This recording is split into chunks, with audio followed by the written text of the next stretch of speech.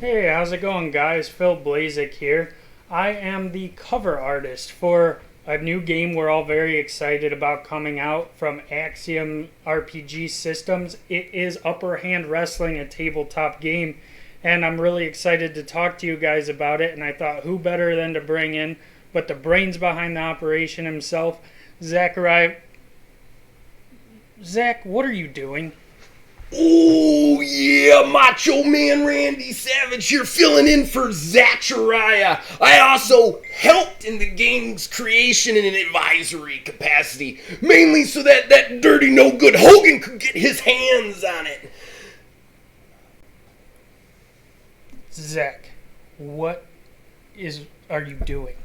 No Zach here! Only Macho Man Randy Savage, cream of the crop, always rises to the top, like Upper Hand, an Axiom RPG system.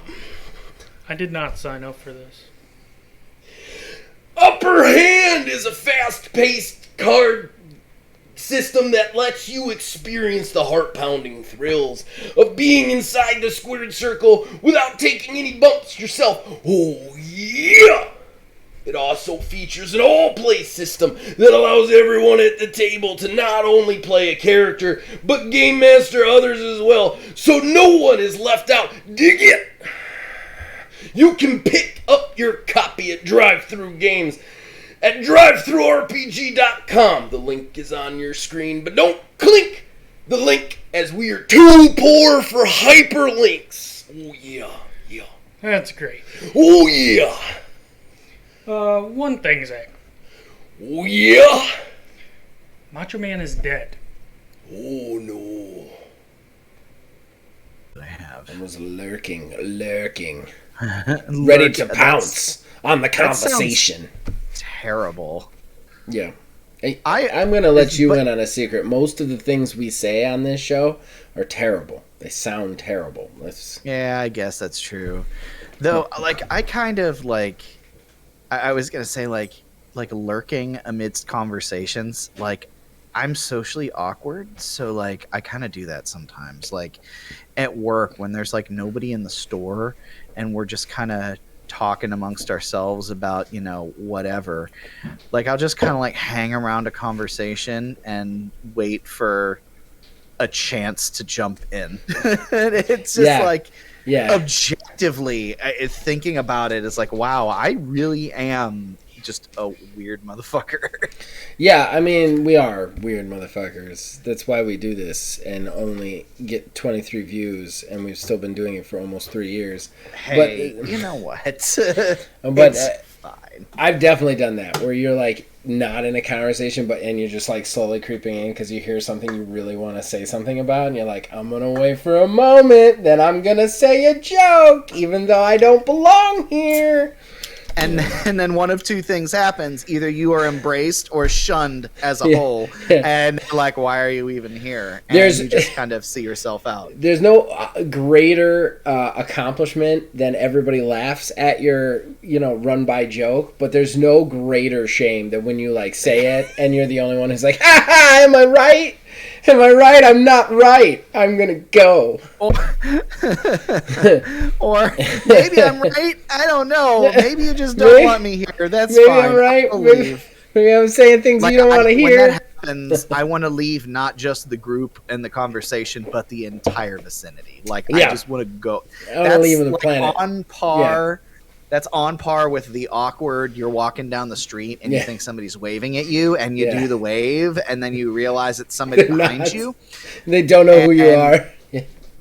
Oh, I'm just going to go ahead and get in this rocket ship now and just leave the planet because that's how I feel about this situation.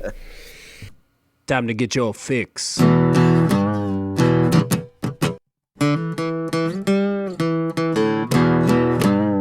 It's a horrible gaming podcast.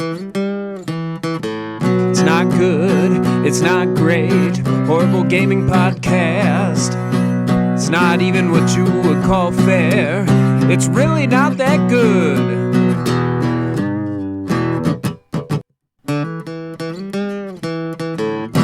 Horrible Gaming Podcast. Hello, my name is Zach Rye with Old Man Gaming. You, dear listener, have decided for whatever reason to tune into another horrible gaming podcast. I am not alone, and usually I am never alone. With me is Neil, aka Tiny Wizard. And we're recording a little bit early, so if you guys comment on this after Friday night, just know we will get to it next week. If we don't read it here, just because we're recording a little bit early due to scheduling conflicts, so keep that in mind. But before we get into the show, we have to thank the people who helped us make it possible. Number one, behind our ugly mugs, you're seeing a custom graphic that was supplied by Mr. Mark Bell. We thank him for that. And then the theme song for this show and all shows here at Old Man Gaming is provided by my brother, the man who makes the music, Nick Van Sliders. We thank him for that. Horrible Gaming Podcast. Alright, so that brings us to our first segment, our most important segment, that is Fanteraction. That's where we, the co-hosts, talk to you guys, the fans. We read out the comments and all the places we find them. We speak to you guys directly. All that fun stuff. Now, first of all, William Houen, good buddy William Houen, commented, but he commented on a podcast from 2 weeks ago. Because he's coming back from vacation and he's catching up. So, I want to read it now, even though, just let this go to show. I try very hard to catch all the stuff. Hi! Exclamation point. Back from my vacation weeks. Was great. Smiley face. Always good to hear. Games today have way more content than ever, but most of it is boring and or meaningless at best. Based on pre-Satori monetization at worst. Content, yay. Can't wait to see Death Stranding review. It's gonna be a piece of anthology. Gonna bring my best popcorn for that one. So for my off-topic this week, which both of you inspired me to do, is that I have started a podcast on my YouTube channel. Here's the link. It's a general gaming podcast. This is episode 2, but we made 2 other episodes prior to that. Not sure how ethical it is for me to plug this here. But, I can't find a good excuse. Anyway, great show, as always. Thanks. # boycott Diablo 4 Battle Pass. Okay, first of all, Will, you feel free to plug anything on here, as long as you also comment on the show or whatever, or you're in with us. Like, if you were just showing up the first time and putting a link in, I'd be a little upset, but you have commented on many shows, and I just want to say real quick, on the matter of this, I am very big on supporting our people who get into this. I had no idea William Houen had his own YouTube channel, and he has 146 subscribers. He's not messing around. He's got some people with him. So, and he does some videos. Not all of them are videos that would necessarily interest me, but I personally went back and listened to all the episodes of his podcast. I find them very enjoyable. I urge everybody out there to go check Will out. Will, you're doing a great job. No joke. And there is no motivation there to eventually get on your podcast. But nonetheless, it's a great podcast, man. I subscribed. I also subscribed with my personal account. I also posted it in our Discord. So please go check him out. Subscribe to him. I love this podcast. I absolutely love this podcast. It was a lot of fun. He somehow managed to keep it to 40 minutes, which is a mission goal that I don't know how he accomplishes. Maybe by not being an asshole who talks too much like us. But, I really enjoyed the show. Really enjoyed it. I'm trying to find it right now, actually. Just spell his name, man. There's nobody else out there that's William Houen. Just put in William and then Hououen, and you find him. That's how I did it. It was immediate. It was immediate and instantaneous. Oh, yep. So there you go. Now you got Neil. There you go. You got Neil now. You got Neil. I enjoyed his podcast. His partner, I cannot remember her name. It's something like Greta Dune, something like that. Which I'm sorry, out there if you're listening, I'll get it right next time. She made me want to play Chimera Land, which I never thought anybody could make me want to play that. But she actually made me want to. She talks about it and makes me kind of want to play that game. So great podcast. Everybody out there should go check it out. We are happy to support you with at least 1/10 of the amount that you have supported this podcast over the last year. We appreciate it, buddy. Seconded.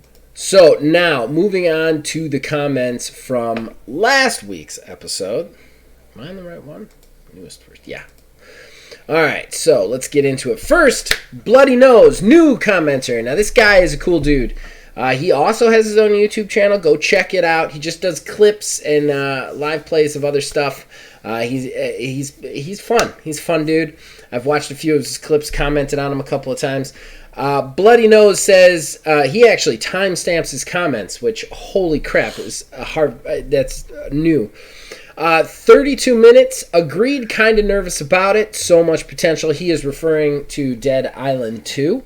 To which I said could be the best game ever, but the track record of these development hell revivals is just not good. Then really that's the problem. I mean, that's the problem for me. This could be the best game ever. It really could. It could knock all our socks off. But these games that end up in development hell for like 8, 10 years, whatever, when they come out, they never meet expectations. There's just so many examples of those ones that ended up eventually getting forced out, and then it's like, this is what you were making, you know? So I don't know. I'm reserving judgment on that one for some time. Yeah, I think everybody's going to be too, because exactly like you said, like these games all have a track record. It's same with Kickstarter games. Very rarely is there anything that actually comes out and is a relative success. Yeah, and that's the problem. You know, and it's so many issues can go into that. I mean, the game started in development before the systems that exist even were in conception. You know what I mean? Like it's that far behind. You couple that with the fact that there are people who have been literally waiting for this that long, that they've built it up in their head that it can't possibly meet those expectations. So it's a tricky situation. I'm not going to say it can't be good. I'm just saying that, like, track record. The chances of it being good are lower than other games. I mean, that goes the same for the one I'm excited for. Skull and Bones is another one. Been in development hell for almost 10 years. Now it's coming out. People are already mad at it, and I'm excited for it, but it could be another one. So, Jason then comments. Well, you know what? I'm going to save Jason's comment here because I think we're going to do that as a talking point, right? Yeah. All right, so as for the question that I asked, we decided to make it a talking point, so I'm going to save any comments directly related to that talking point for the talking point. So we'll get back to those when we get back to it. Bloody Nose, then back in action. He timestamped 4040 when we were talking about Hogwarts Legacy. I hope the world is not too big for no reason, if that makes sense. Really counting on this game to have a good story mode, but only time will tell. I have a crazy odds and ends about that too, but I don't know. I'm very nervous about that. I think that, again, I'm not a big Harry Potter guy, but I think as a universe goes, there's a lot of potential there to make a very unique and interesting open world game. It's just how they present it to the people and how they do it. I think you could also go the other way. Like, even though you definitely have that possibility of being too big for no reason, you could also very easily go the other way and have it be too linear in narrative. And kind of put people off who just want to play it and be their own wizard, you know? Right.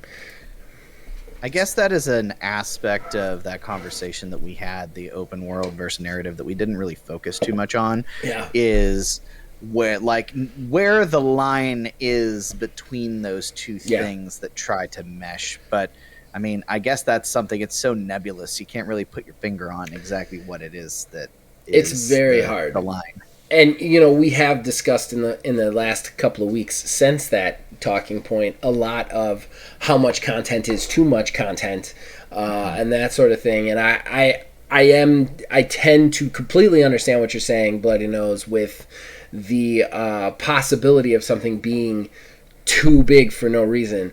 The game should have what it should have in it. And if there's a bunch of extra stuff in it just to be there, just to add content to it, that's when you get into trouble. And it could very easily have that. But at the same time, and again, I'm probably not picking this game up day one. I don't want a Telltale game, you know? And like the way they presented the last trailer, the trailer at Gamescom, was very story oriented, and I didn't see a lot of character creation there.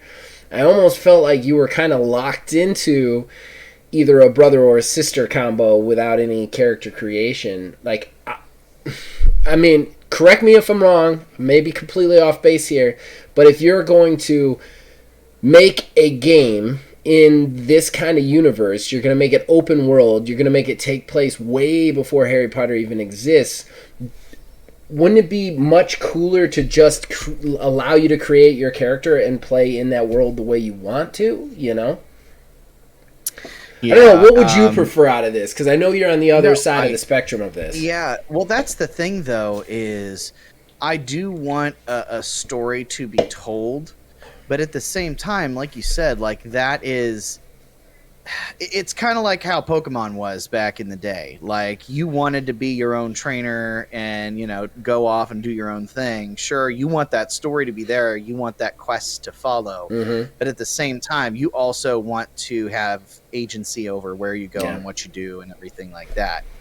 And I think, at least for its time, the original, you know, like Pokemon Red, Pokemon Blue did a good job at that. Mm-hmm. By giving you this big open world. Sure, you know, you were restricted and there was a linear path to follow. Uh-huh. I like that idea. Yeah. But I also like the idea, too, of those little breadcrumbs like the Metroid Prime games are good for. Mm-hmm. To where they have those little breadcrumbs of, well, later you can come back to this, and later you can do this, and hey, there's this huge chunk of the map that you know exists, but you can't get there just yet. You know you're going to come back to that later. That there is what I want. I want to have an end goal to go through, but I also want an area to flesh out, and I want it to be my own story.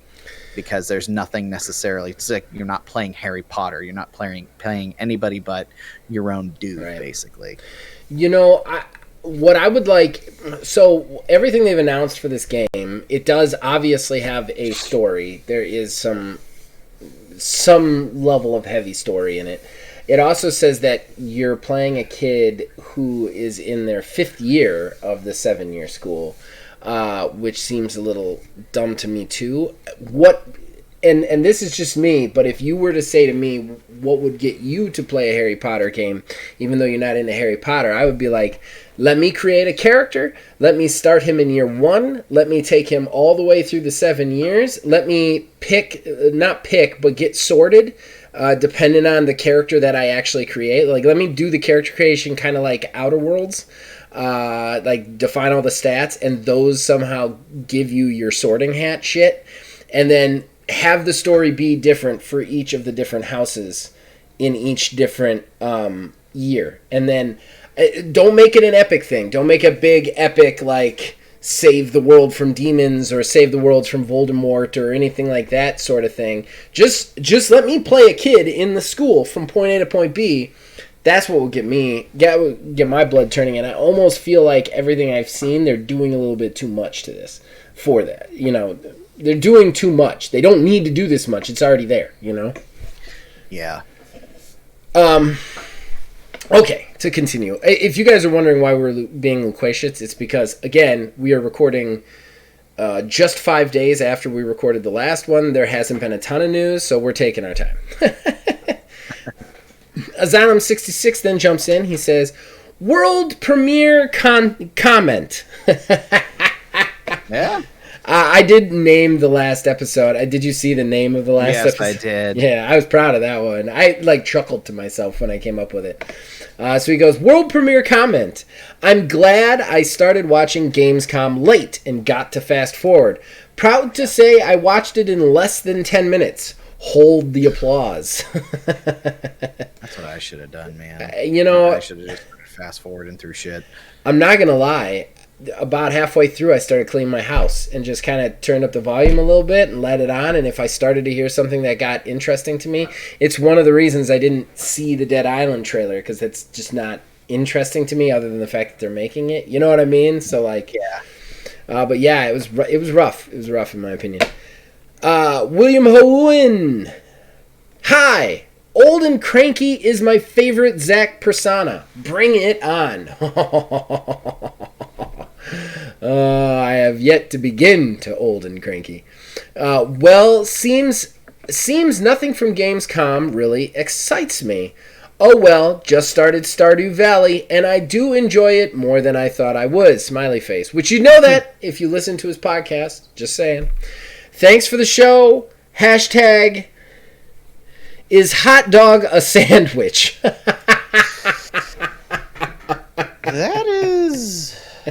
an excellent question, though. It is hot dog sandwich. Is hot dog sandwich. I think the Game Grumps have been debating this for many years as well. Yes. Yeah, is hot dog sandwich. Is taco sandwich. Taco is not sandwich. Taco is not sandwich. Because there's not two things. There's not two things on it. I'm sorry. It's got to be in between two pieces of bread. Like that's the defining quality of the sandwich. What about a Crunchwrap? Is Crunchwrap sandwich? No, it's wrapped in one. It's one tortilla around the whole thing. Okay, but what about the Double Down? What the? You don't remember the Double Down? The Double Down's a sandwich. I gotta go by my rules. The Double Down's definitely a sandwich. That's that insane, like fucking KFC. Like we put the cheese in between two pieces of chicken, right? Have you ever had one of those? I've never had one. It sounds insane. It absolutely was. So back when I worked on the cruise ship forever ago, one day I was just out and about, and I just stopped at KFC and I saw that they had it there. I was like, you know what, fuck it, I'm gonna try it. Oh, it was the worst mistake I could have made. Definitely the worst mistake I could have made. I was like, what, 22? That's something amazing. like that, and it still destroyed me from the inside out. Yeah, but I have to say, my rules are my rules. It's a sandwich. It's a very fucked up sandwich, but it's a sandwich. To be a sandwich, it must be... An Oreo is a sandwich. That's... Yeah. Oreo sandwich. Sandwich. Two things, one But thing what about in between. open-face sandwiches? Those are fucking bullshit. Those aren't open-face sandwich. It's ridiculous. That's shit on bread. And like I said, podcast this week. Oh, we haven't done that in a while.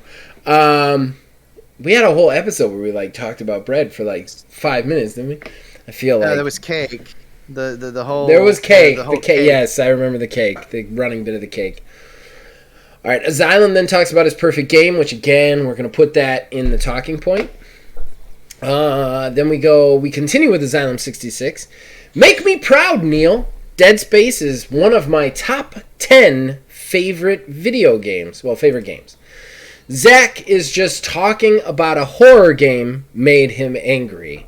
To which Jason actually commented and said, I still want to see Zach play Visage, but alas, it will never be. I don't play horror games. I don't like horror, guys. I don't like being scared. Okay? I have experienced fear in many different levels, and none of them are enjoyable. I don't understand anyone who's like, I want to be scared today. What the fuck is wrong with you? That is a fight. That's a response that tells you something's trying to kill you, and you're trying to make that happen in your brain. Nope. No, thank you. That is my entire argument against haunted houses. Yeah. Hey, oh, yeah. No. Here's $40 to $70. Right. Scare the shit out of me. Scare me until I pee my pants in front of my significant other. It's insane. I don't understand how anyone would do that. And I know I know Asylum is very into the Halloween stuff. He's very into mask making and all that stuff. More power to you, man. Be into Halloween stuff. Horror is not my bag. It will never be my bag. The only kind of horror that I like is when it's like so campy and ridiculous. It's not scary. It's funny. Not actually Yeah. horror, yeah. Yeah, then I'm in.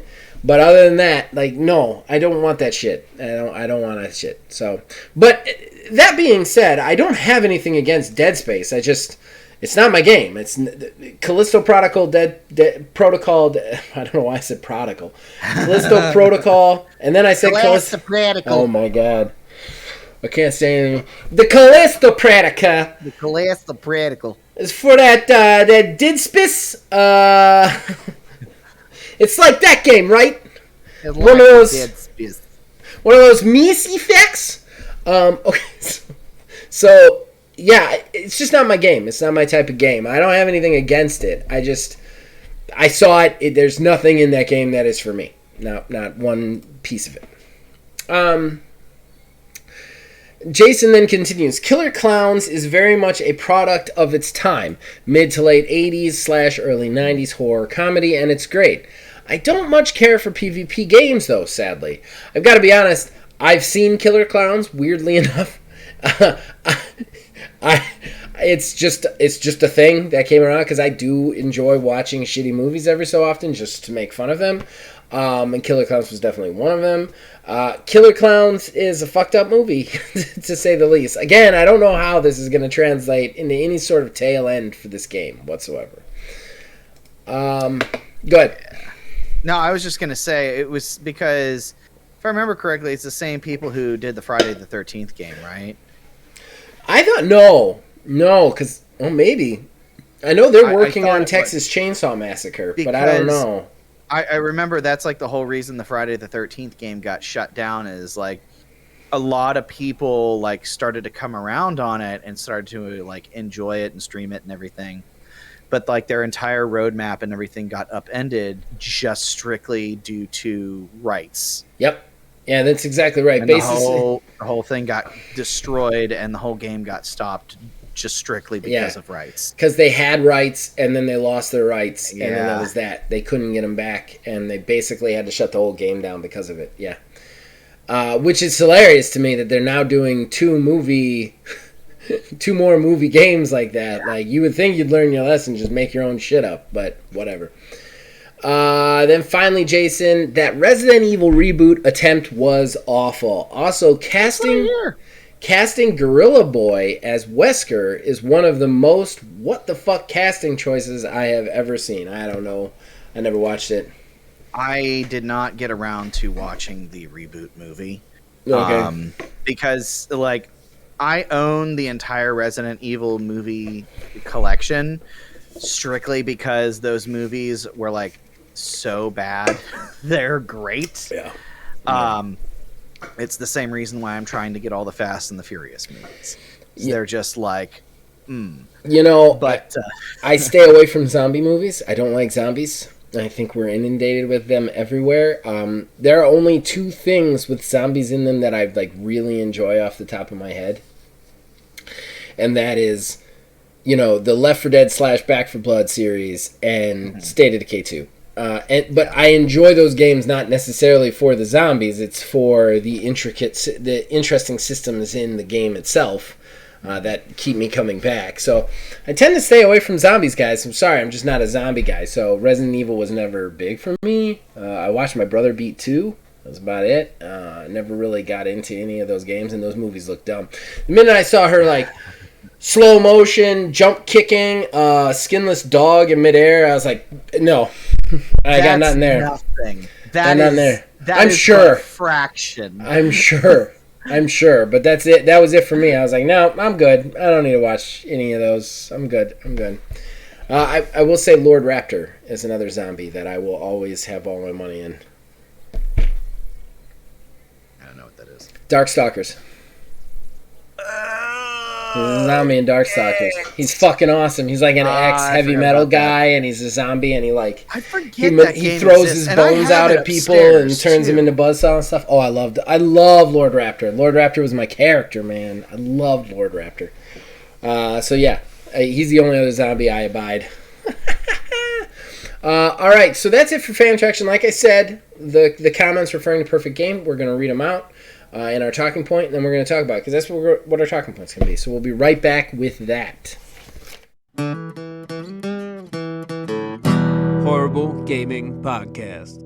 All right, so that brings us to our talking point today, and our talking point is actually based off of our question that we asked last week, and that is, what do you require for your perfect game? And I'm not saying like the whole game, but what has to be in there for you to put it in the consideration?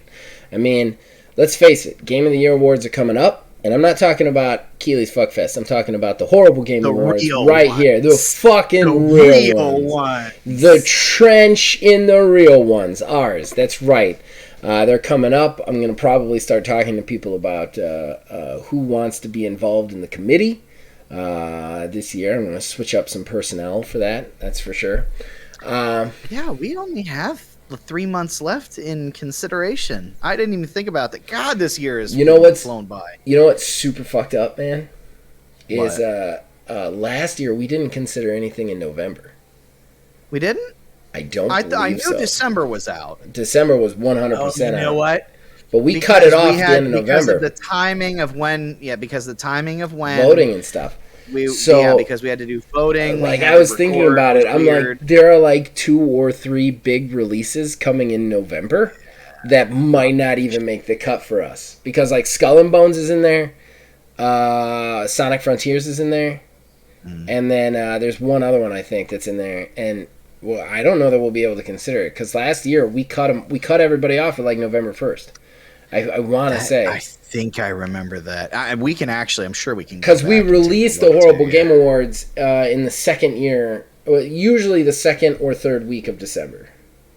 Usually, but the process is very fucked up. I can't believe we're doing all of this live on the show, but the process is very fucked up. Yeah, that's fair. Just for you guys out there, the process is first we decide who's going to be in the committee to decide the nominations and the voting. Then we give you 2 weeks to basically nominate your games and your people for all the categories. And then we take all those nominations and then we fudge together 4 actual nominations. So like depending on repeat votes and stuff like that, like how many times things show up on other people's lists, we get 4 out of that for every category. And then once that's done, we then have a 2-week voting process where you all get to vote in each category a certain number of times.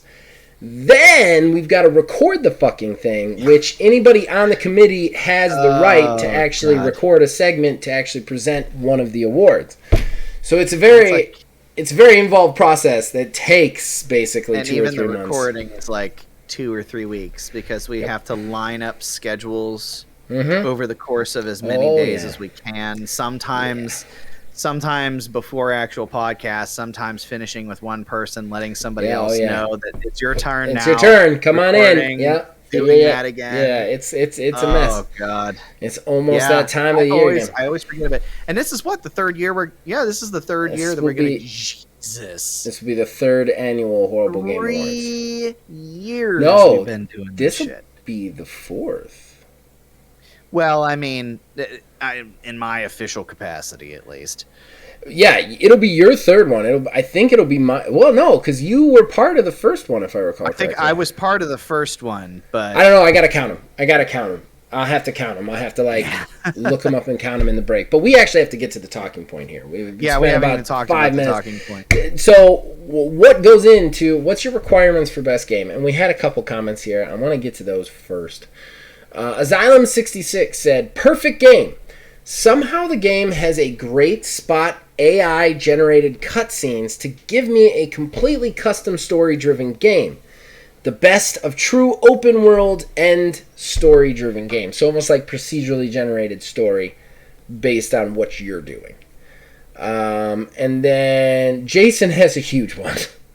My perfect game would be like State of Decay 2, mashed up with Conan Exiles. It would have survival, peace-based building, floppy peen, large open world, NPCs friendly, neutral, hostile. Just kind of slide that one in there. Jason is floppy bean. Large open world, NPCs friendly, neutral, and hostile. NPCs to forge allies, recruit, enslave. Workstations to assign to assign community NPCs. Animals to tame. Animals as mounts. Climb practically anything. Backsack. That is wonderful. Dungeon instances, combat and or puzzle, craftable armor, weapons, tools, gear, zombie apocalypse. So he wants the zombies in. That is very specific, Jason. Thank you for all of that. Even every single, even the one of backsack those and the things. floppy peen, man. Well, that is Conan Exiles is the one that you can decide your penis size. Yes. In it, which is insane. But yeah, so those are the two guys who answered the question. I want to give a huge shout out to both Jason and Asylum for actually answering the question. I don't know how many times we ask a question on here and it doesn't get answered. Phil Billy actually inspired this question prematurely, like a couple of weeks ago too, with the strike through thing. So, but that's probably why he didn't comment. But Jason, we very rarely get comments on the actual questions that we ask. I was gonna say because we used to have a question every single week. Yeah. Well, we used to do Horrible Arena. We used to do Horrible Arena too. Yeah. And that Horrible was Arena is just logistics for me, man. I love Horrible Arena. I still miss Horrible Arena. It's still my biggest, the thing I miss the most on our show is Horrible Arena. Okay, so what's it for you, man? What's your specifics? What are the ones that are like, I can't live without this, man. I gotta have it in my game. I gotta have it in my perfect game. So, I mean, the one that comes to mind immediately foremost before anything else, honestly, is music. Oh, okay. The music has to be perfect. Okay. Fit the mood, fit the atmosphere, something that I can just listen to off on its own. Perfect examples, like Kingdom Hearts has good music. Undertale is known for its music. Skyrim has iconic music. Even stuff from back in the day, even Sonic the Hedgehog 3, Sonic and Knuckles, stuff like that. The music has to be good. Even something that fits atmospherically, like Breath of the Wild's music even. Yeah. It's barely there, barely existent. But its lack of music plays into the openness and the largeness of everything. It just fits. Everything fits. The music is one of the things that drives me and I think helps lean into what the game is trying to show me. Of course, a story that's gripping. I want a story that's not just a start and a finish. I want to have something that can bring me in and keep me invested and give me a reason to do what I'm doing. But I also want there to be that one twist that just throws you off and makes you completely change how you think about things or what you think is going on, stuff like that. Perfect example is one of the things that I think of is the most recent God of War, because everything they showed was with the axe and everything like that. And I guess spoilers, I suppose. If you haven't played it at this point and you're not gonna, you're not gonna. So yeah, whatever. So eventually you do end up getting the Blades of Chaos, and it's oh, so this is a thing too. You don't just have the axe. Oh, you swore this off. This is a part of you that you're hiding, that you thought you weren't going to see it all ever. That story twists, just completely. What was another one? BioShock. The first BioShock. Okay. The Would You Kindly twist. Yeah. That's Legendary shit like twist. that is whoa, okay. It makes you think about the whole game completely differently. Right. Shit like that, I think, all builds to a whole of what it is that I want in a game, that what drives me to play a game. Because if all of those components, or at least most of those components, aren't firing on all cylinders, I kind of wonder why it is that I'm there, you know? Right.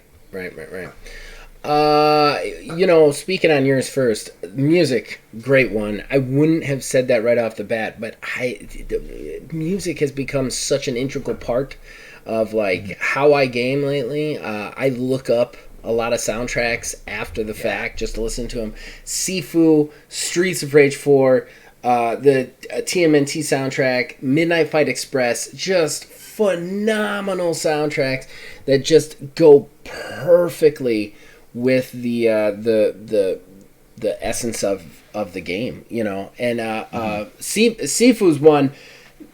Sifu actually, as you play that game, and you still haven't played that at all, right? No. Okay, so as you play the game, like there'll be a musical track, right, for a level, and it's like whatever it is, it's like a low, like they're all kind of techno-y with some like Eastern vibes to them, but as the level becomes more and more intense, the music actually becomes intense with the fights. It builds you into it so well that like just like you start with the dun dun dun dun dun dun dun dun dun, and then by the end you're like dun dun dun dun dun dun dun dun, you know, and it's this slow build where almost the music goes along with the journey with you, and I love a good soundtrack, a good score that rips. That's a great pick. As far as the twist, I don't know. Again, you know. That is totally cool. I am not knocking your choices at all. This is an, in my opinion, sort of conversation. Story is not the thing that does it for me anymore. So, like, that narrative aspect is not something that gets me excited. And I know that there's a lot of people out there, it still does. You know, they'll watch a trailer and they'll be like, oh my God, I can't wait for that story. And I'm just sitting there like, I don't want to be. Because it looks fine. Yeah. You know, here's why. I'll just segue right into mine. I need two big things, two absolute number ones with a bullet. I need freedom and I need power. That's what I need for my gaming experience. That's what I want you to provide with me. Speaking on the first one, the freedom. I don't want to be restricted. I just don't want to be restricted. I am restricted in life, in my real life. And it's not bad restrictions. I'm not complaining, woe is me, but I'm a human being who has to deal with things. And those things restrict what I can and cannot do. My body restricts what I can and cannot do. I know that's true. Right. I don't want to turn on my video game system or play any of my games and be, you know, enclosed and trapped, you know, like that's why whenever I'm playing games and they have like a prison or a jail level, it drives me nuts. I hate those levels where they take all your cool weapons away and then they make you have to like escape from prison. I'm going to tell you, I've put so many games down because of prison levels. I don't want to be in a prison. I don't want to be restricted. I want to explore the universe that you have provided to me. I want to be able to see it. I want to be able to go in a direction and find out what I want to find out.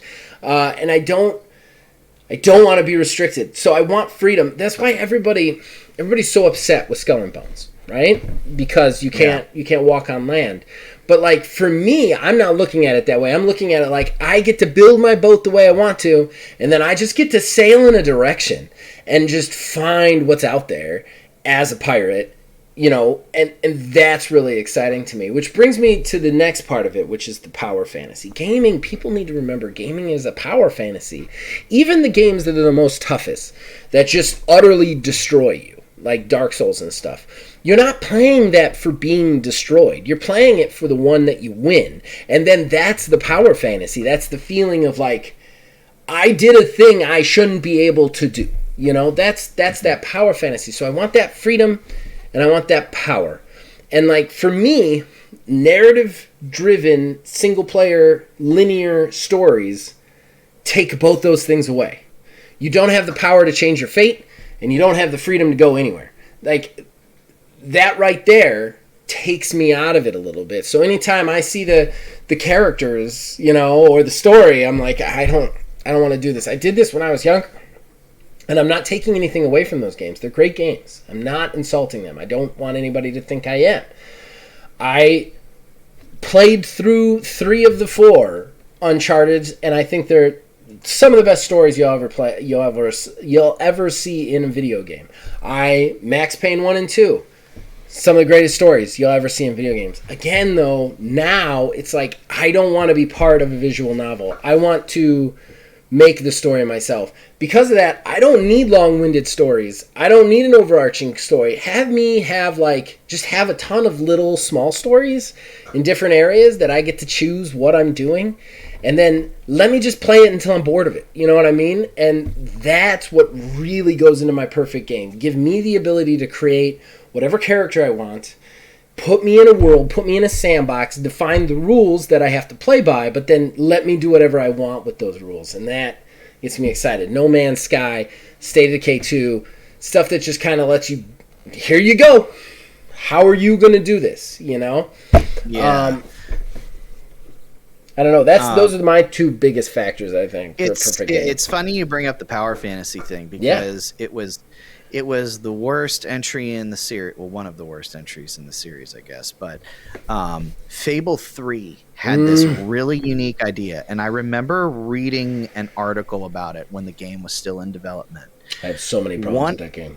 Oh, there's a ton of problems with that game. But they had a great idea, and they addressed it in an interview. I think it was in the Game Informer that they did about it. And it was that whenever you finish a game is when you have all your coolest abilities, your coolest stuff. You work all the way up there to that.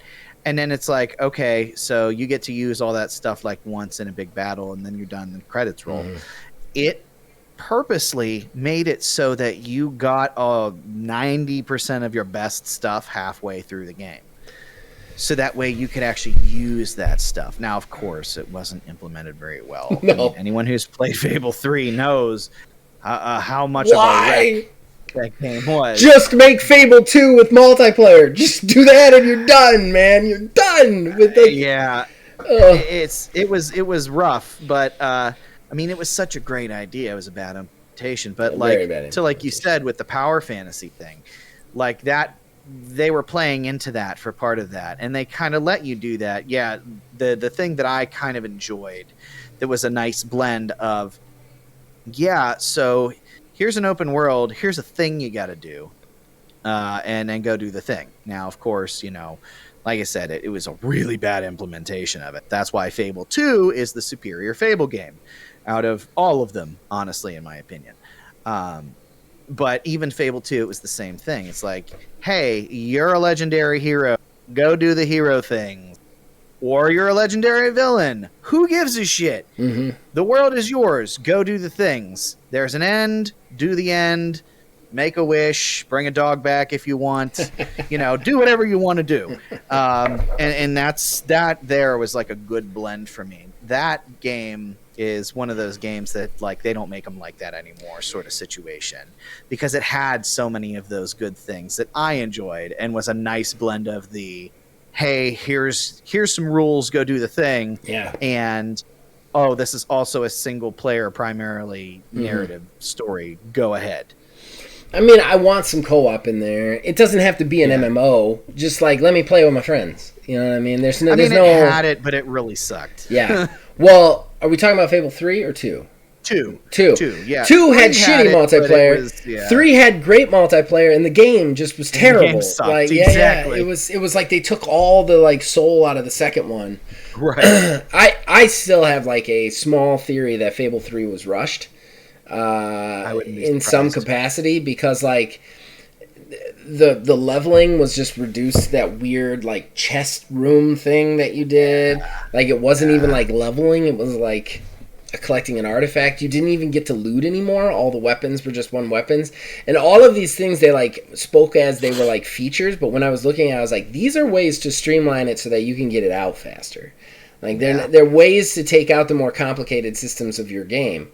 The other thing was like the mini game. Like that was one of the coolest things about Fable 2, is you could like work for a blacksmith or something, and every time you work, the mini game reflected the job you did. In the third one, you could work for all these different places, and it was still just press button until such and such. It was the same mini game every time.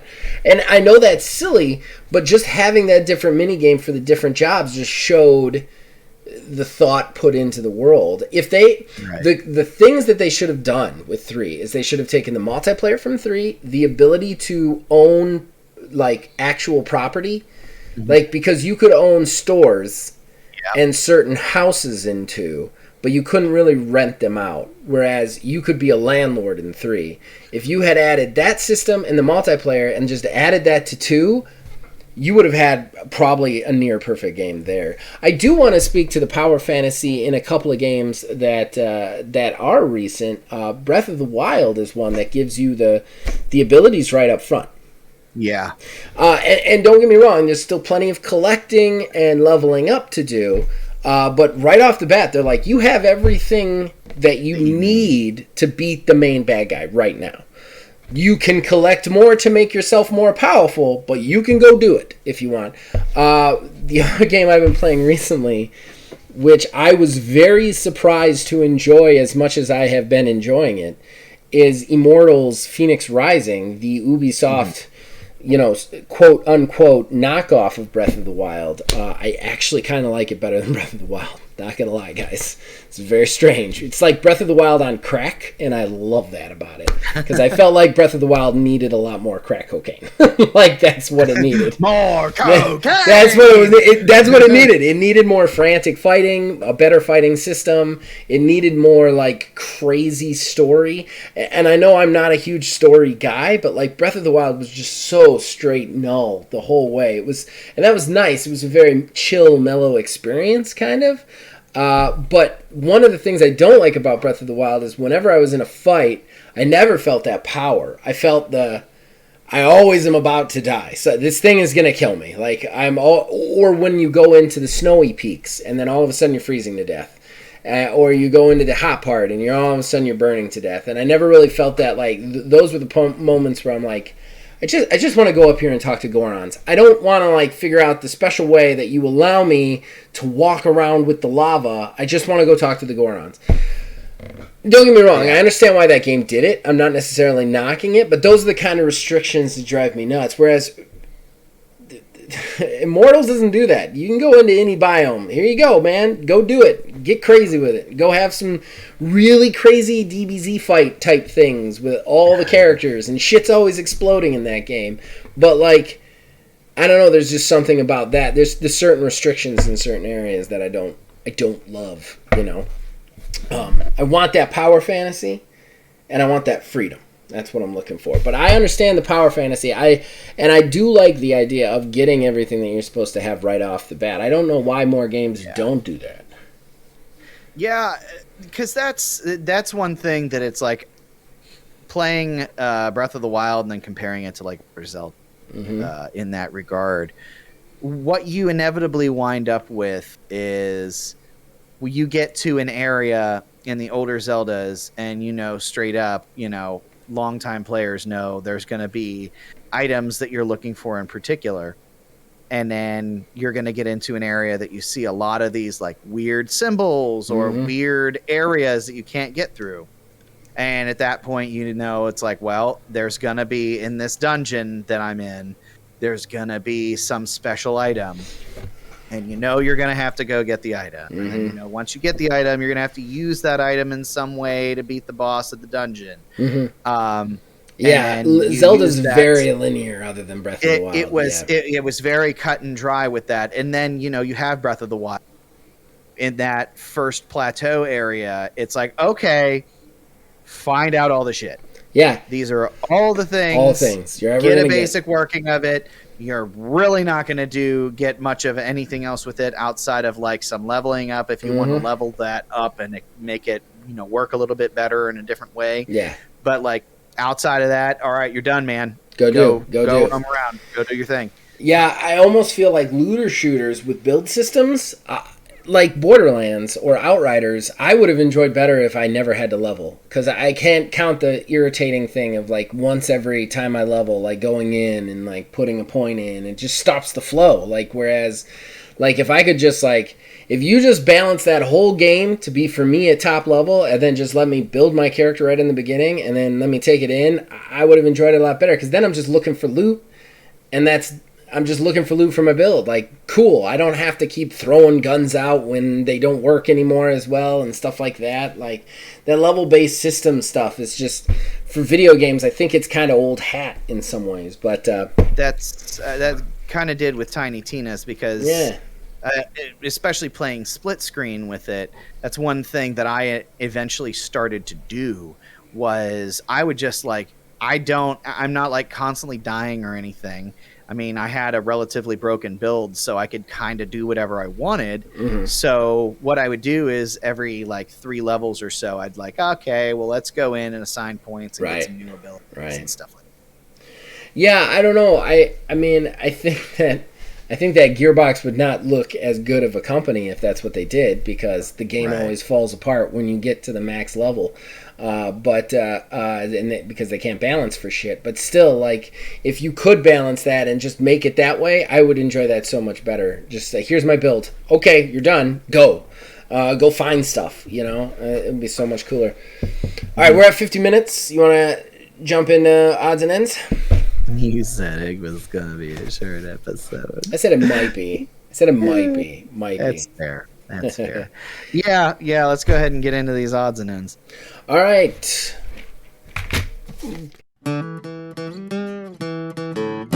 Horrible Gaming Podcast. All right, so that brings us to our last segment, odds and ends. We collect smaller news stories, don't necessarily deserve a full talking point, but we want to tell you guys about them, something we've been watching, something we've been covering, and just riff about them, whatever. So I have 5. I believe Neil has 6, but I'm positive that me and Neil have one that is the same. I almost feel like we're going to have more than just one overlap. It might be. I don't know. I've got some weird ones on here other than that one. But so let's start with that one. Let's start with the joint one. Do you want to say it? Alrighty. Or do you want me to say it? So, no, I'll say it. We got a little bit of an update here with Halo Infinite and its roadmap and everything like that. So the Forge mode is going to be launching in November. Yeah, only 2 years too late. Yeah. As well as, I believe, more testing of the co-op campaign. But there's another big glaring thing with that. They have completely canceled the split screen co-op.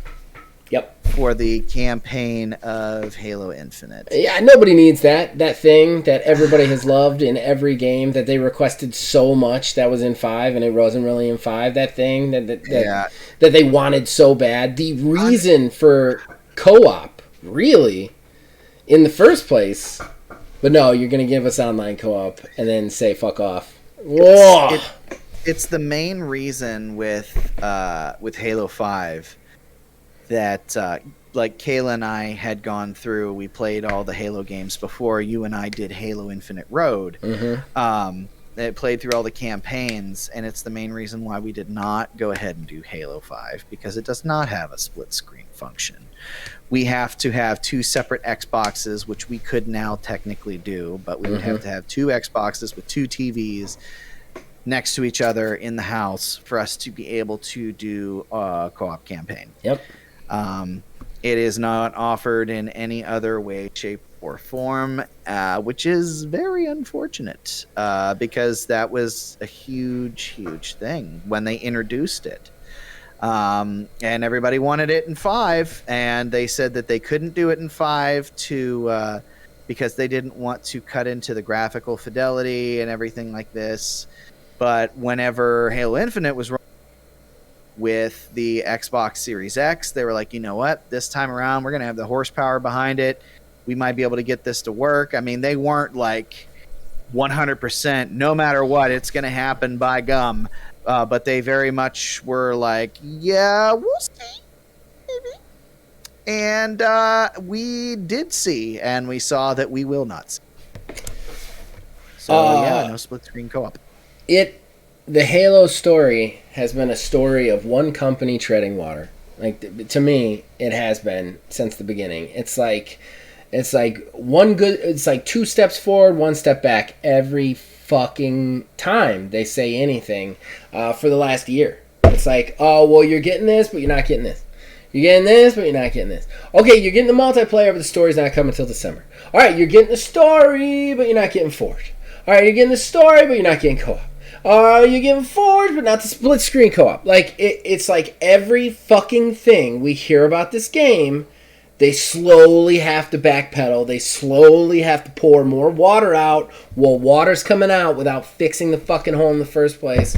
And really, it comes down to the fact that 343 does not know how to make a Halo game, and it's the only thing they do. And I want to clarify something, too, with this entire Halo saga. Mm-hmm. So I've mentioned, I don't know if I've mentioned on the podcast here, but I know I've told you, one of the guys that I work with does pro gaming.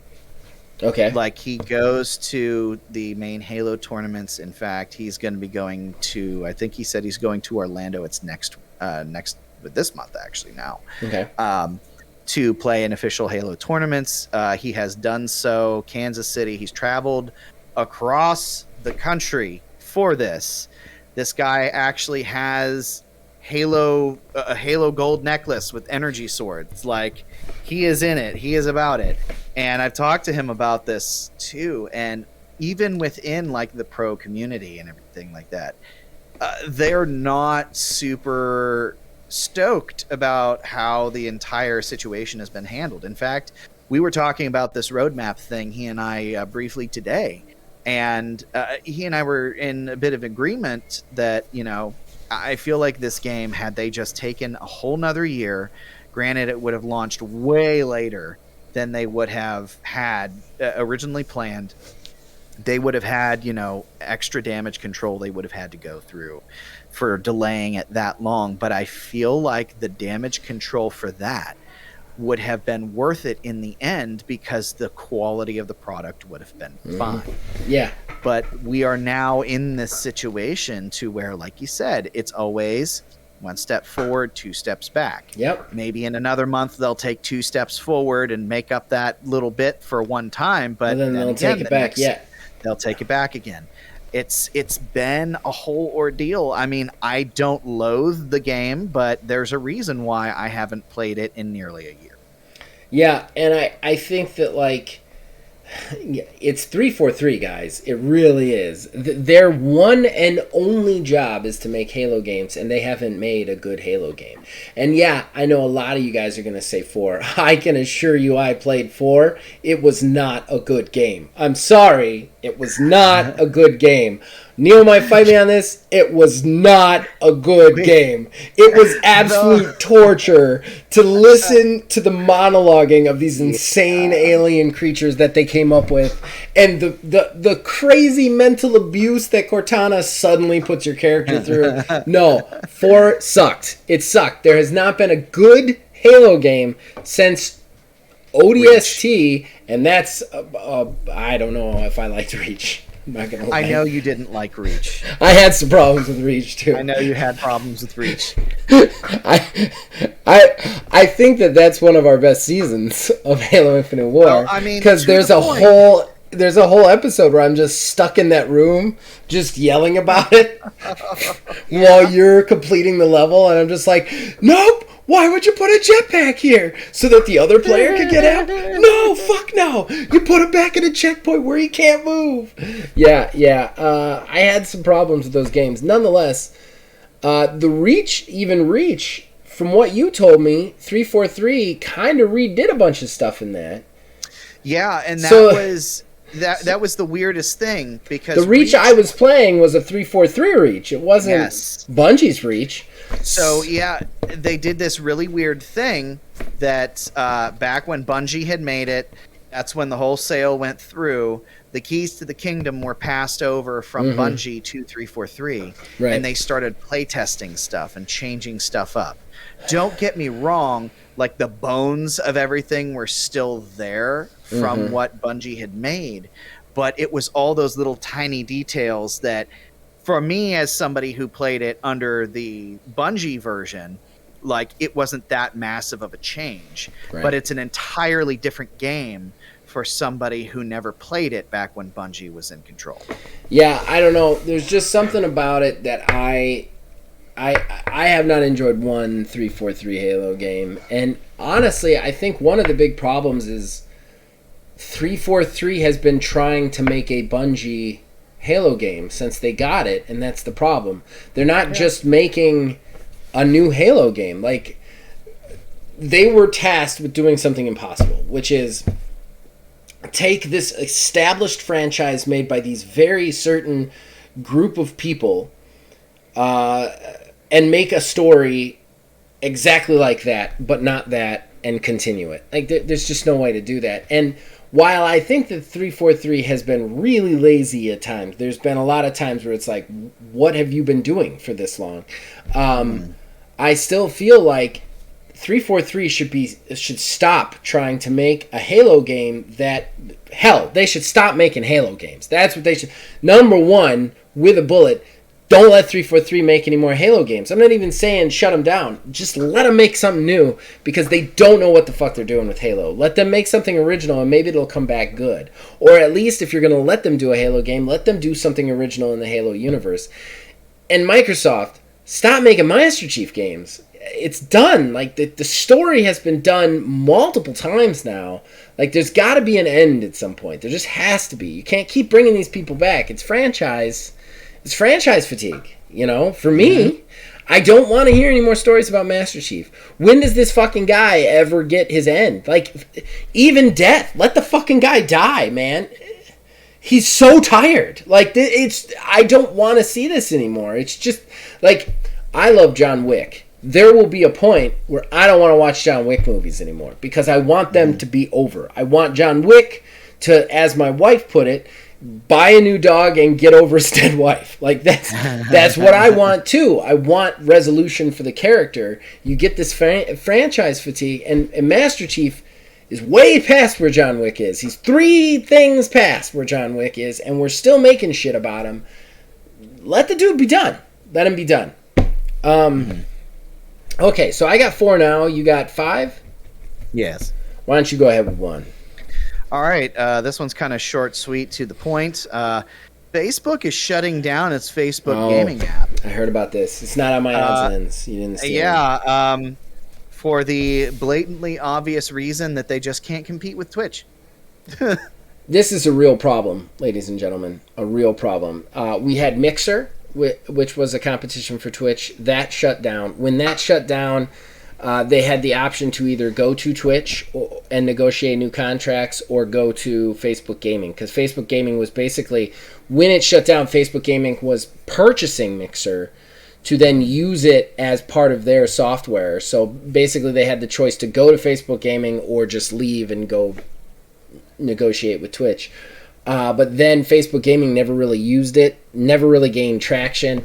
Now it's shutting down. I want to point out right now, when you get an area of commerce, of content, of anything, and it is run and owned and operated by one company, you get in trouble. Right now, the only streaming video game service really out there is Twitch, unless you count YouTube. And let's face it, even though I stream on YouTube and I prefer to stream on YouTube, YouTube is not really known for streaming.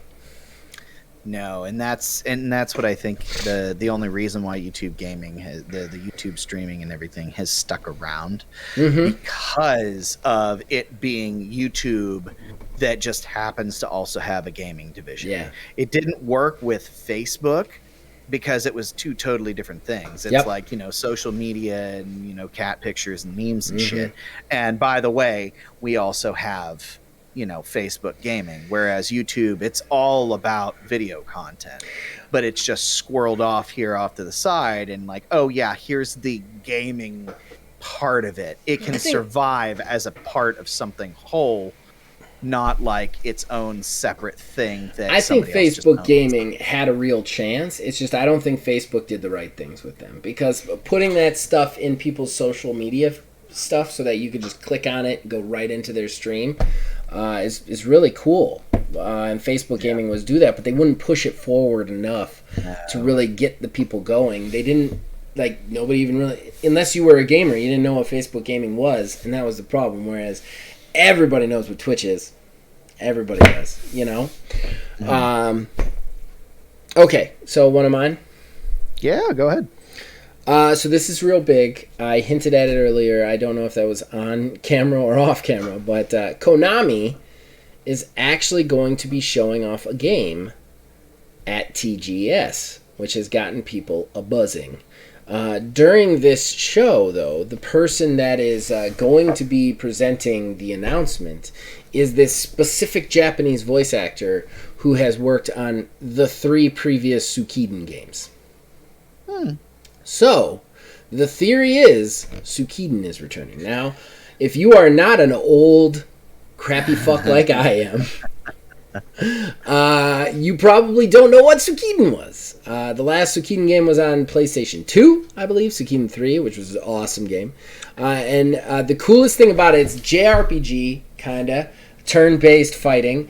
The coolest thing about it, though, is every city has like 4 or 5 characters that you can recruit to your group. Like, there's up to 100 characters that you can get and then use them later on your team and level them up and stuff. So play styles are infinite within this JRPG thing. It's just you would go to a city and you could tell which ones are the ones that, oh, that one's got a special face. I bet you if I do a special thing for them, they'll join. And then Special face. I love that game because, and I don't like JRPGs, but I loved it because you could just go into a city and be like, how do I get these people? You know what I mean? Like, how do I collect them onto my group? And what's even cooler is you always have this base of operations where you come from, and the base of operation is just always this, like, wrecked castle with tons of empty rooms. But as you collect people, they pick out a room and they rebuild it as their own room. And then you have this room, and your castle slowly gets built up with the people so you can just go back and have conversations with them. God, I love those games. So I'm kind of excited about this. It would be a JRPG I would get into. I know William Huon has always been wanting me to get into JRPGs. That's one that I played the crap out of. All of them, I played the Suikodens. Yeah, I never played them, but I know of. They're good. I think I still have the third one in my PlayStation 2 collection.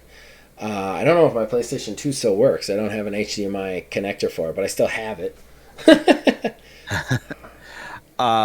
So my next one, I don't know how to feel about this, because of just like the idea of it as a whole. Warner Brothers has apparently filed a copyright for the Big Chungus meme. Oh, I saw this. For use in video games, Big and everyone's Chungus. believing that Big Chungus is going to be a character in Multiverses. 100%. I love the idea of Christ. having a meme as a playable character in a fighting game, because this is the shit that I want from like a crossover fighting game. Yeah. That said, the fact that Warner Brothers is copyrighting a meme to have legal ownership over a meme Is annoying. frustrates me. It is annoying. Unfortunately, as much as I would love to like really rag on them for this, it is a necessary step if they want to put this in the game. There's just no way around that. I will say I love the idea of that, because multiverses and games like that shouldn't be taking themselves seriously. Instead, they should be trying to go the other way and just be as crazy, batshit, off-the-wall nuts as they can. So getting a meme character, Bugs Bunny, in there, I'm down. I'm all down for that. My turn? Yes. So this is kind of a bummer for me because we had talked about this game a little bit ago. Smash Brothers got another competitor launched today, and we actually had mentioned this when it had first been announced, and that is Lego Brawls. What is Lego Brawls? Lego Brawls is a platform fighter, just like Smash, just like Multiversus, just like Brawlhalla, but the tricky cool part of this is you collect like Lego pieces and you make your character based on that, and then that gives them the abilities. So it doesn't necessarily subscribe to the pick this character and that's the abilities you have. It's like, no, I equipped him with a wrench. This is how the wrench works in combat, plus my hard hat or plus this, you know. So you can kind of really build out your character in it. And I thought it was a really cool and interesting idea for a platform brawler to kind of do something different. That being said, it is a nearly full-priced game, $49.99 to purchase, or $39.99 to purchase. That is fucked up because this is going to have a ton of microtransactions in it. It's not a full game. There's no way this has a story mode that's longer than 60 minutes. And that's just bullshit. This game should be free to play, just like every other one of these platformers. And I know there's not a lot of free-to-play fans out there in our audience. There are certain games that are meant to be free-to-play, and they are games like this that are just literally multiplayer modes, you know, competitive multiplayer modes. So, I don't know. I think the $40 price tag is really going to keep this from gaining any real traction, in my opinion. Oh, yeah. 100%. Especially with how popular Multiversus is right now. It's going to eat it for lunch. Yeah. I would say so. Just like the Nintendo, or not Nintendo, Nickelodeon one before it. Yeah. I can't even remember what it was called. That one sucked, though. Something. That one was not good. Yeah, no. Yeah. Speaking of things that suck and are not good, this is a news story that I stumbled across that saddens me because this was one of my favorite games of relatively recent memory that did not get its due, in my personal opinion. But apparently, when Prey was released back in 2017, Bethesda forced Arcane to name the game Prey. They forced them to use the name, even though it had literally nothing to do with the original because they owned the rights by picking them up. They just said, no, you're just going to call this Prey. And this was completely against all of the game designers and everyone else's wishes. And it was actually confirmed in a recent interview with Rafael Coltanio, previously of Arcane. I think he was one of the directors of the game. Basically, he said, paraphrasing him here, that it absolutely crushed him and the entire team because they had a completely different, name picked out. And I don't think he said what it was, but, you have this whole vision and this thing, and you want to put a name on it as to what it is and make it your own unique thing. And then the corporate end of things just swings in and says, yeah, this looks really cool. Hey, we spent a shitload of money on this name. Just slap it on there, and you're gonna do it. And ask any questions. Yeah, it's that's a real bummer. That is an absolute bummer, and it actually makes a lot of sense because that game, in no way, shape, or form, was connected to the original. Exactly. It definitely felt like a placeholder name to be completely truthful on it. So that sucks. Yeah. That sucks because then those people are also beholden to what the original game was, and this game ends up being part of that series even though it was never meant to be, whereas they had their own IP, and you got to wonder if that hindered it in the public eye as well as its sales. Yes, in that article it was alluded to the fact that a lot of people were upset because they thought it was a reboot or like a successor to Prey. Nope, just a game that is called Prey because they have the right. Yep, that's very annoying. It's very annoying. Okay, I got a bummer here. Splitgate. Yay! Splitgate, which is the notable and very popular competitor to Halo multiplayer in a lot of ways. People consider it a Halo multiplayer competitor. It's basically Portal meets Halo multiplayer, but it's been very popular. I mean, to the point where they've actually riffed on each other on Twitter before. But the game was very popular. It was said that Splitgate was having a hard time even keeping up with its demands. Unfortunately, Splitgate is closing its doors. It's shutting down. Oh, On the I didn't hear this one. Yeah, on the upside, their reasoning for it is, look, this game is great. Unreal, like, you guys really like this so much that we want to make a sequel, a full sequel to it, and we're going to put it in Unreal 5. So they're shutting down production to make the sequel. However, that makes me nervous, man, because I don't want something that people love to shut down to get a sequel that we don't know if it's going to be good or not, you know? So, Right. it is kind of a bummer. Yeah, that is. All right, so this is your last one, right? No, I had two more. Son of a bitch, how did that work? Oh, no, that's right, because you were one ahead. Yeah, go for it. Yeah. Industry insider Jeff Grubb, yet again, saying things, and he's got a relatively good track record, though. He has stated on a podcast recently that he believes that there will be a Nintendo Direct in September that may have some Zelda announcements with it. I mean, it would have God, to. I sure as shit hope so. It has Because this is about the time where we get our last Direct for the year, and that's going to show you the stuff that's supposed to really be launching in the first half of the next year, which is when the secret Legend of Zelda Breath of the Wild sequel game is supposed to be launching, unless they push it back again.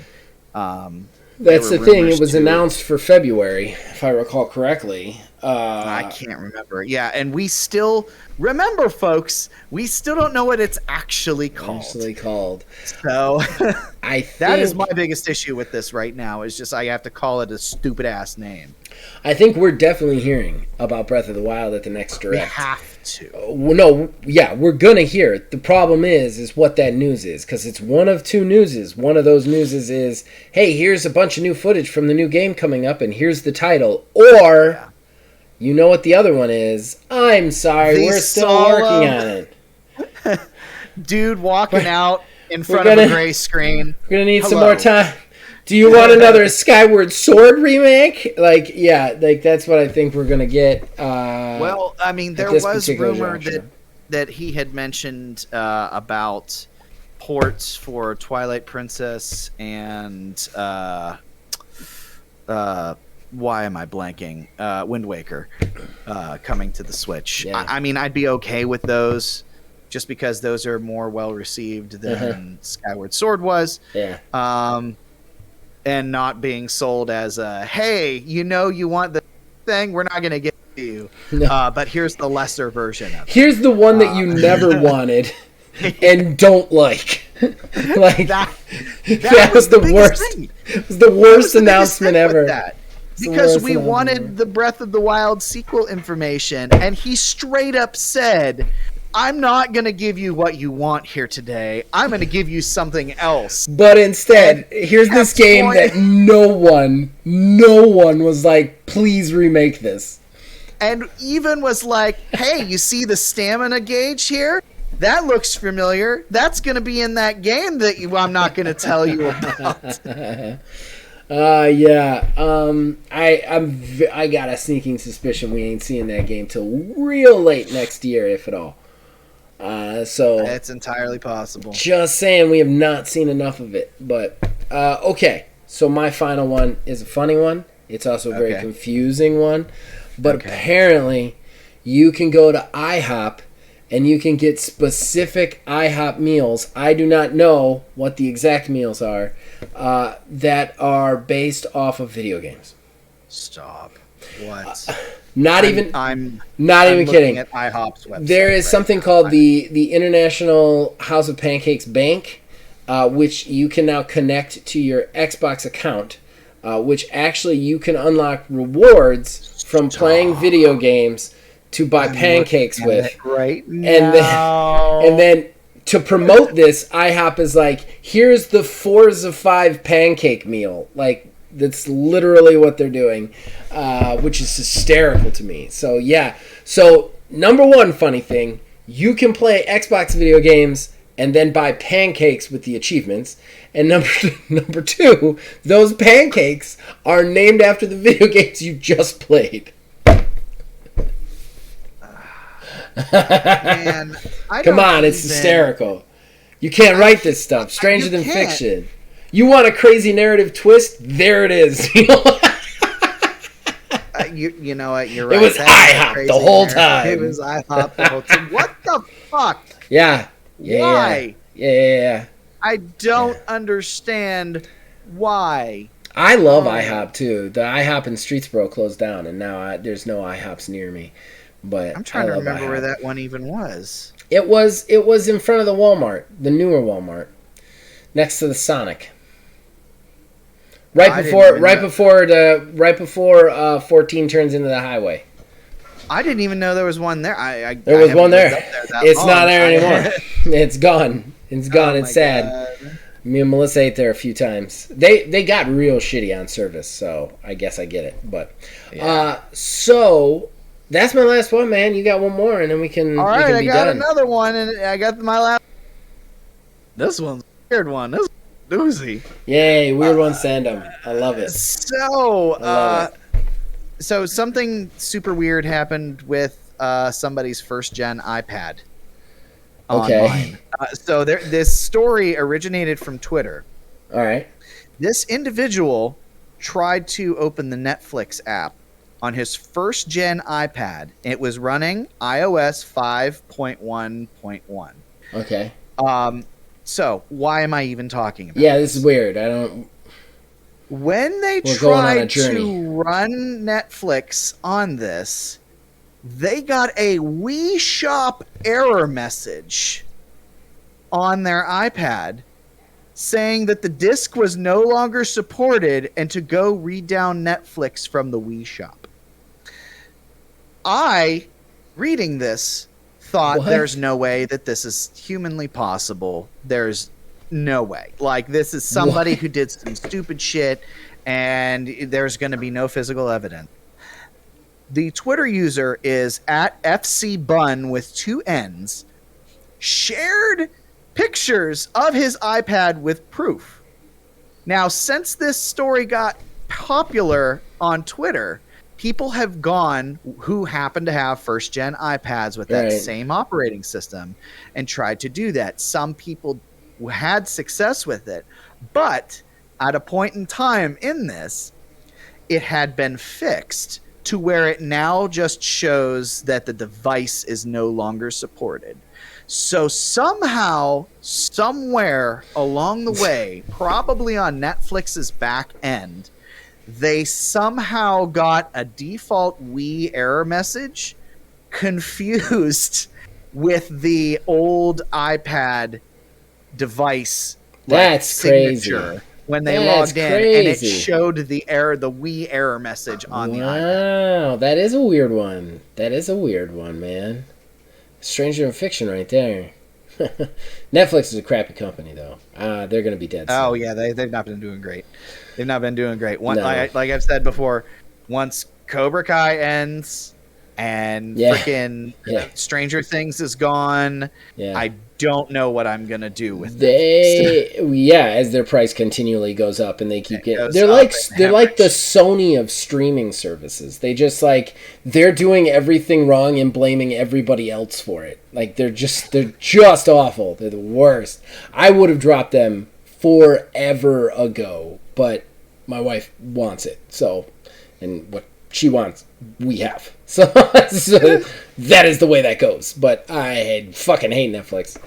All right, that's it. We're all done. We can go to plugs. We can be done. We can go to sleep or go to. We're gonna go to sleep. Look at this hair, ladies and gentlemen. You see this hair? This hair means sleep. This hair means sleep. Copious amounts of sleep. are needed to maintain the body that this hair is attached to. And by maintain, I mean keep it running in any capacity whatsoever. All right, we'll be right back with the plugs. Horrible Gaming Podcast. That brings us to the end of the show and the shameless self-promotion that comes with it.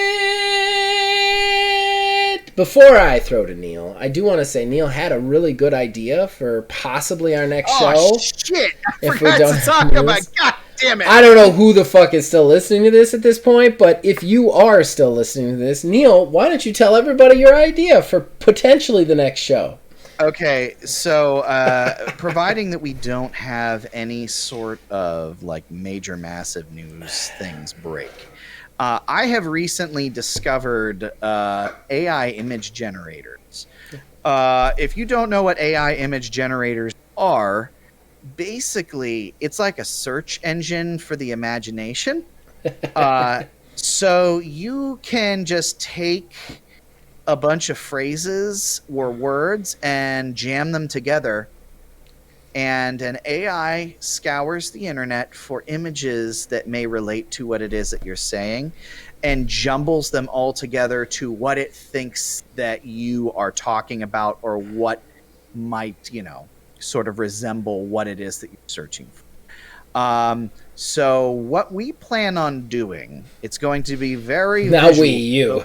I'll be. I'm along it'll for be the on my computer ride. on the screen. Yeah, but it is going to be primarily a visual thing. So I don't know how well it's going to translate into audio for that episode. Look, We'll do our best. we have to done try 155 episodes of audio-focused content. Yeah. I There's don't think anybody's gonna be mad at us for the one we do visually. Yes. So what the main reason I'm even mentioning this ahead of time is we are going to need ammunition for this. So if anyone, we'll come up with some things on our own, but if anyone has any sort of ideas of just random stuff, it's going to be primarily focused around like gaming, but get crazy with it. So what we plan on doing is just throwing this stuff into the image generator and seeing what it comes up with. Now, sometimes it's feast and famine, man. Sometimes it just comes up with a garbled pile of literally nothing. Dubious Or food from Breath of the it's- Wild. Exactly. It can be dubious food, or it can be just like the cream of the crop shit.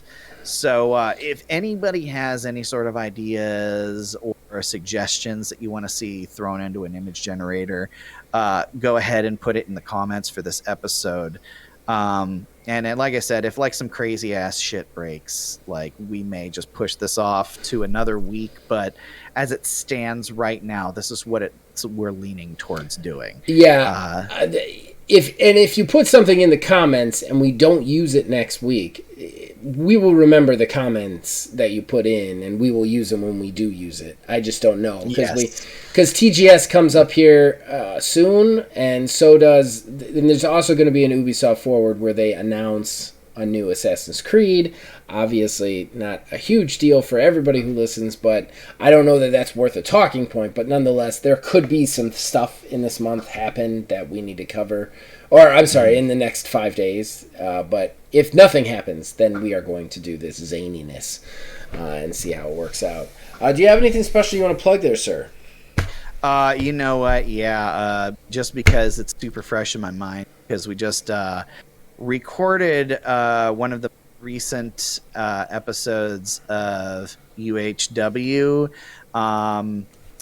That was probably one of the best matches I think that we've had so far, and I know one that I personally had been looking forward to, and it was good. It was good. Resolution of our fight in the game. You know what? I don't want to.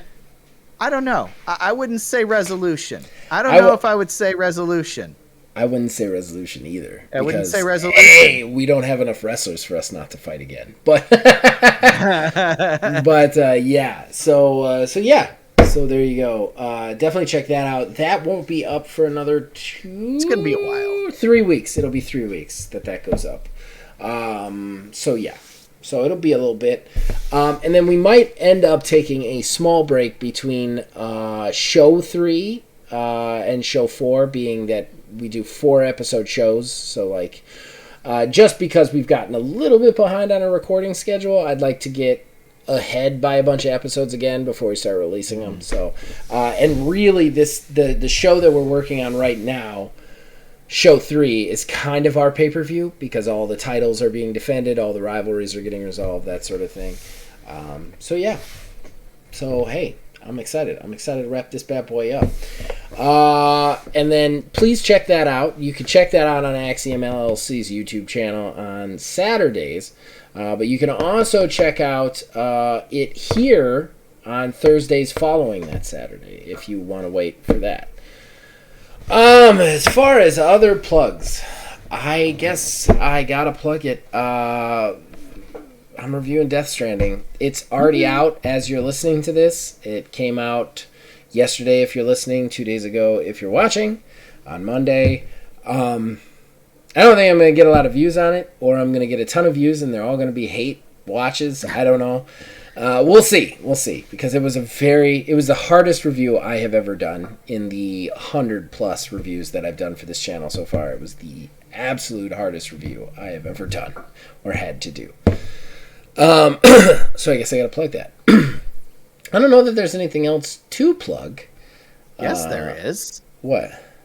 Zach, what am I missing? you made a game. Ah, yes, the game. Well, yes, the UHW that we were talking about is with the gaming system. Myself and Mark Bell made it. Upper Hand, an Axiom system wrestling game. And let's face it, you saw an ad for it at the beginning of the show because I'm editing them in and they are unskippable because YouTube didn't put them there. So just drive my viewers away. In any case, buy my game. Buy the game. It's relatively cheap. Purchase it. It would be nice My if you cards purchased just it. came, actually. Yeah, I did didn't they? realize it. I didn't realize it before we recorded. I saw the little box, but I didn't put 2 and 2 together as to what it could be because we had like a bunch of shit show up at the house. Yeah. So I didn't realize it until literally after we finished recording. I was like, son of a bitch, those were my cards. Well, and I'll go one further. I'll tell you one even further. If you buy a copy of the game and a copy of the cards, and then you contact me on this channel's Discord, I will consider letting you into UHW. Because I would rather put players in over NPCs, and we probably need a couple more wrestlers. So I will definitely add you to UHW. I don't mind that roster getting bigger. So if you want to get in on the ground floor of a YouTube actual play show that collectively gets about 10 views per week, then purchase a whole game. Join our Discord and contact me. I guess I did not sell that as well as I should have, but still, if you but you know what, it had heart, and that's what matters. If you have a copy of the game and the cards, and you are interested in it at all, yeah, definitely contact me on YouTube. It actually doesn't eat up that much of the player's schedule. It eats up quite a bit of mine because I'm on every recording, but I think Neil, you've had to record like what, once a month since we started it? Like it's not somewhere about that. Like it was kind of front loaded when we were getting everything set up, but after that, now it's been about once a month. Yeah. And to be completely honest, time wise too, like even last night, I think ours was considered long, like relatively long-ish. Not like the longest there's ever been, but I mean, we went for 56. Like the entire call was 56 minutes, and I'm gonna cut a bunch out of it. But yeah, it's like an hour of play here and there, and I work around schedules too. So yeah, I'd definitely accept you if you want to. Just like I said, buy a copy of the game, buy a copy of the cards, get on the Discord, contact me. All right. Other than that, I'm gonna do one final 2 plugs. William Houen. The name William, then Hououin. Search him on YouTube, subscribe to him. Bloody Nose, he was in the comments. He'll be a little bit harder to find because there are some other Bloody Noses out there. Bloody Nose, find him, subscribe to him. Both top tier, smaller independent YouTubers that are looking for more subscribers. And yeah, other than that, ladies and gentlemen, boys and girls, you can contact us on Discord. Links in the description below. Influence us in all of our shows from there. Facebook, at OldManGamingDH. Twitter, at OldManGaming9. As long as you guys keep watching this, and we'll keep making them. For better or worse. We'll see you guys next time. Pause. My review is done, by the way. It's completed. Oh, yeah? Yeah. Are you relieved? Yeah, I am.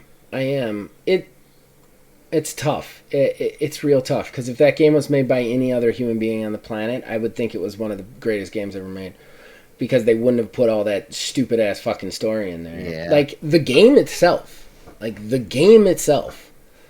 is great. Like, just the game part. Just the playing the game. It is absolutely the quintessential walking simulator. And it's a walking simulator that does something that no other walking simulator does, which is actually simulate walking. Like, you actually have to work at walking. I know that all the reviews out there, like, that was their biggest problem with the game, was the game itself. That's my favorite part. Like, if that game was just like, let me make my own mailman and let me just deliver packages, and with the trail making system and the whole communal, like, stuff system, would have been amazing. But it is so dragged down by an incomprehensible story from a man who is more concerned with everybody who plays that game thinking he is a genius than actually making a good game, that it's mind-boggling. I played 5 hours and 15 minutes. Of those 5 hours and 15 minutes, about 2 hours and 5 minutes was actually playing the game. That's how much story. Just bullshit 40-minute, 20-minute fucking chunks of, like, story about Norman Reedus grunting at things. It was so insane, you know? And some of the chunks of the story, like the mules, are so stupid, I cannot even wrap my head around the stupidity of those characters. You know what they are, right? No. You didn't play it? I thought you said you played it. No. Because you said you were low-key hoping I liked it. Yeah, no. I was just like, in general. No, I've not experienced this game. So there are these characters called mules, which basically effectively work like pirates. Like, you're delivering mail from point A to point B. Like, you know what the game is, right? You know. Yeah, it's just like package delivery, basically. Yeah, basically, with like a purpose, like, and a bunch of story around it. But you're basically a mailman. Like, you're a mailman in Ghost Apocalypse. Like, that's what it is. Mm. But there are these guys. They basically effectively work as pirates. Or bandits, where basically there's certain pockets of them, and if you try and travel through them with your packages, they find you, they beat you up, they take your packages. Like, that's what they're there for. Okay. So it's a ghost apocalypse where there is almost nobody left alive. Extinction is nearly on the horizon for the human race. Why do you think they would be trying to get those packages? I mean, I would assume to survive, maybe? No. That is what you would think. That's what I would think. They're trying to take stuff so that they can survive on stuff. No. Instead, they have become addicted to delivering packages. So the story behind them is they beat you up, they take your packages, and then they make your delivery for you. Yeah. Do they like get like a fee, like compensation? It doesn't matter to them. They just want to deliver the packages. Okay. Yeah. All Do you right. understand why I have a problem with this? I mean, Monster Energy drink. If somebody wants to beat the shit out of me and I don't know, go to work for me or like pay my taxes for me because they're addicted to it, go ahead, my dude. Like, yeah, you don't have to beat the shit out of me. There you go. Yeah, there you don't have to hit me at all. I'll just lie down.